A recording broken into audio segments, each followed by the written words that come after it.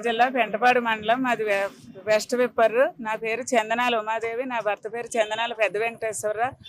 మాకు ఇద్దరు పాపలు. పెద్ద పాప ఫ్యామిలీ గొడవ వల్ల మా భర్తని హత్య చేశారు. మేము ఫిబ్రవరి 1 తారీఖుని బలవంతప్ప పాప అత్తోరింటికి వెళ్ళాం. అత్తోరింటికి వెళ్ళేటప్పటికి వాళ్ళ కాపురం కలుపుకోనని మా అల్లుడితో బయటికి తీసుకురాకుండా మమ్మల్ని గొడవలు పెట్టి ఇద్దరు మా భోగిరెడ్డి శ్రీనని మా అల్లుడు అన్నగారు పెదనాన్న కొడుకు వచ్చిన వాళ్ళు వచ్చినట్టు కొట్టేయమని వాళ్ళ ఇష్టాసారం మా ఏపరాలో ఇయ్యంకుడు పిల్ల బావగారు అందరూ మమ్మల్ని ఇష్టాసారం గొడ్డుని బాదినట్టు కొట్టి మమ్మల్ని పంపించేశారు.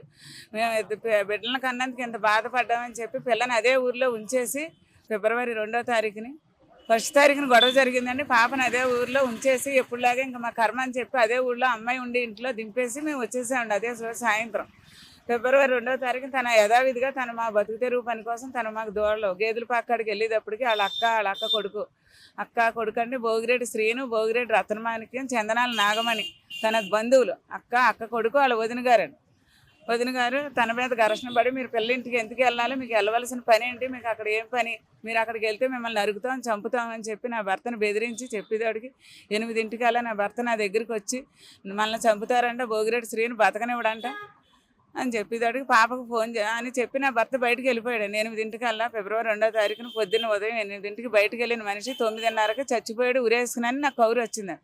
కౌరు చెప్పింది నా తోటికోళ్ళ గారు అబ్బాయి చందనాల పుల్లయ్యండి. నా కౌరు తెచ్చింది. నా భర్త చనిపోవడం, నా భర్త ఉరేసుకుని చావడం, మీరే చంపారు హత్య చేశారని చెప్పి నేను మా పాప రావాలని మా పాప గురించి కోరానండి.